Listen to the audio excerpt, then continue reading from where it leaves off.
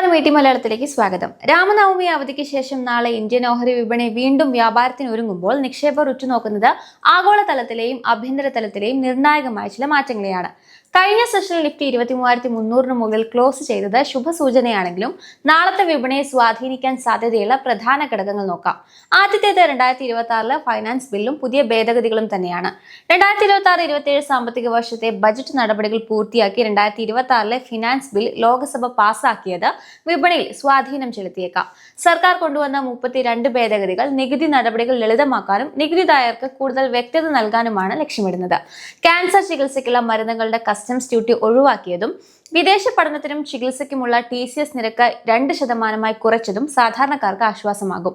വ്യവസായ മേഖലയിൽ സ്റ്റാർട്ടപ്പുകളിൽ നികുതി ഇളവ് പരിധി 300 കോടി രൂപയാക്കി ഉയർത്തിയതും ബൈബാക്ക് നികുതി സാധ്യത ഷെയർ ഹോൾഡർമാരുടെ തലത്തിലേക്ക് മാറ്റിയതും വിപണിയിൽ പോസിറ്റീവ് തരംഗം സൃഷ്ടിച്ചേക്കാം.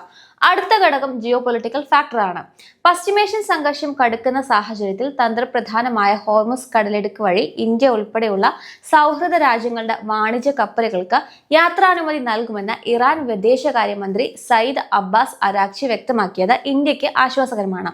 എങ്കിലും മേഖല ഒരു യുദ്ധകളമാണെന്നും ശത്രു രാജ്യങ്ങൾക്ക് ഈ പാത വിട്ടു നൽകില്ലെന്നുമുള്ള ഇറാന്റെ നിലപാട് ആഗോളതലത്തിൽ ആശങ്കയുണ്ടാക്കുന്നുണ്ട്.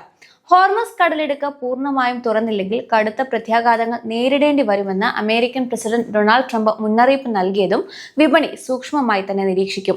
ഇതുകൂടാതെ രാജ്യത്ത് ഇന്ധനക്ഷാമം ഉണ്ടെന്ന പ്രചാരണങ്ങൾ അടിസ്ഥാനരഹിതമാണെന്ന് കേന്ദ്ര പെട്രോളിയം മന്ത്രാലയം വ്യക്തമാക്കിയത് നിക്ഷേപകർക്ക് ആത്മവിശ്വാസം നൽകിയേക്കാം.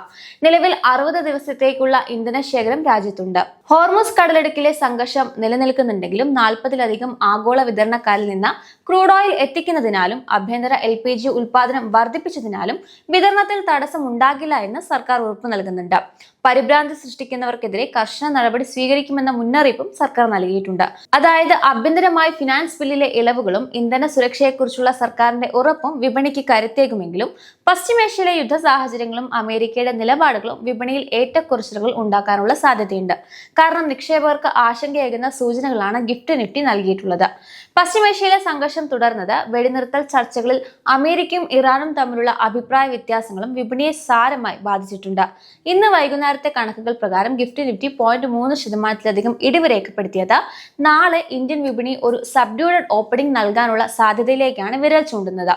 അമേരിക്കയുമായുള്ള ചർച്ചകൾ ഇറാൻ നിഷേധിച്ചതോടെ സമാധാന ശ്രമങ്ങൾ പ്രതിസന്ധിയിലാവുകയും രാജ്യാന്തര വിപണിയിൽ ക്രൂഡ് ഓയിൽ വില ബാരലിന് $105 എന്ന ഉയർന്ന നിലവാരത്തിലെത്തുകയും ചെയ്തിട്ടുണ്ട്. ഏകദേശം ഒരു മാസമായി തുടരുന്ന ഈ യുദ്ധ സാഹചര്യം ആഗോളതലത്തിൽ നാണയപ്പെരുപ്പ ഭീഷണി ഉയർത്തുന്നതിനോടൊപ്പം തന്നെ പലിശ നിരക്കുകളെ കുറിച്ചുള്ള പ്രതീക്ഷകളെയും ബാധിച്ചിട്ടുണ്ട്. ചുരുക്കത്തിൽ ആഭ്യന്തരമായി ഇന്ധന ശേഖരം സുരക്ഷിതമാണെന്ന് സർക്കാർ അറിയിച്ചിട്ടുണ്ടെങ്കിലും ആഗോള വിപണിയിലെ എണ്ണവില വർധനവും ഭൗമരാഷ്ട്രീയ പിരിമുറുക്കവും നാളെ ദലാൽ സ്ട്രീറ്റിനെ സമ്മർദ്ദത്തിലാക്കിയേക്കാം. കഴിഞ്ഞ 2 സെഷനുകളായി തുടർച്ചയായ നേട്ടത്തോടെ വ്യാപാരം ആരംഭിച്ച നിഫ്റ്റി ഇന്നലെ 152 പോയിന്റ് ഗ്യാപ്പ് അപ്പോടെ തുടങ്ങി ദിവസം മുഴുവൻ മുന്നേറ്റം തുടർന്നിരുന്നു. ആദ്യ പകുതിയിൽ 400 പോയിന്റിലധികം ഉയർന്ന 23,465 എന്ന ഇൻട്രാഡേ ഹൈ തൊട്ടിരുന്നു. എന്നാൽ അവസാനം 90 മിനിറ്റുകൾ ഉണ്ടായ ലാഭമെടുപ്പ് കാരണം ഉയർന്ന നിലവാരത്തിൽ നിന്ന് 190ഓളം പോയിന്റോളം താഴേക്ക് വന്നിട്ടുണ്ട്. ഈ തിരുത്തൽ ഉണ്ടായെങ്കിലും സമീപകാലത്തെ താഴ്ന്ന നിലവാരമായ 22,471 നിന്ന് സൂചിക ഏകദേശം 1000 പോയിന്റ് തിരിച്ചു കയറിയിട്ടുണ്ട്. മുകളിൽ 23,460, 23,465 എന്ന മേഖലയിൽ ശക്തമായ റെസിസ്റ്റൻസ് പ്രവർത്തിച്ചിട്ടുണ്ട്. 2 തവണ ഈ നിലവാരത്തിന് മുകളിൽ നിൽക്കാൻ കഴിയാതെ വന്നതോടെ വ്യാപാരത്തിന്റെ അവസാനത്തിൽ നേരെ ഇടിവ് രേഖപ്പെടുത്തി. അവസാനം നിഫ്റ്റി 1.72% നേട്ടത്തോടെ 23,306 വ്യാപാരം അവസാനിപ്പിച്ചത്. നിഫ്റ്റിയുടെ നിലവിലെ തിരിച്ചുവരവ് പ്രധാനമായും ഭൗമരാഷ്ട്രീയ സാഹചര്യങ്ങളെ ആശ്രയിച്ച് തന്നെയാണ് ഇരിക്കുക. ക്രൂഡ് ഓയിൽ വില കുറയുന്നതും ചർച്ചകളുടെ സൂചനകളും നിലവിൽ വിപണിക്ക് ഗുണകരമാണെന്ന് മോത്തിലാൽ ഒസ്വാളിലെ സിദ്ധാർത്ഥ് ഗേംക പറയുന്നുണ്ട്. എന്നാൽ ഊർജ്ജ മേഖലയിലെ അടിസ്ഥാന സൗകര്യങ്ങൾ നേരിടുന്ന ഭീഷണികൾ വിപണിയെ പെട്ടെന്ന് ബാധിച്ചേക്കാമെന്നും പറയുന്നു. ടെക്നിക്കൽസ് നോക്കിയാൽ നിഫ്റ്റി 23,850 വരെ ഉയരാൻ സാധ്യതയുണ്ട് എന്ന് HDFC സെക്യൂരിറ്റിയിലെ നാഗരാജ് ഷെട്ടി വിശ്വസിക്കുന്നുണ്ട്. 23,400, 23,450 പരിധിയിൽ റെസിസ്റ്റൻസ് ഉണ്ടായേക്കാമെന്ന് SBI സെക്യൂരിറ്റീസിലെ സുദീപ് ഷായും അഭിപ്രായപ്പെട്ടു. സൂചിക 23,000 മുകളിൽ തുടരുന്നിടത്തോളം ട്രെൻഡ് പോസിറ്റീവ് ആകുമെന്നാണ് LKP സെക്യൂരിറ്റീസിലെ രൂപഗുപ്ത പറയുന്നത്.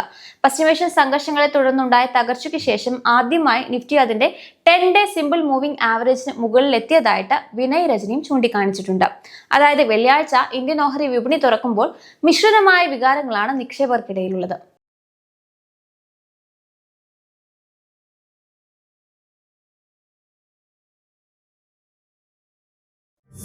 Thank you.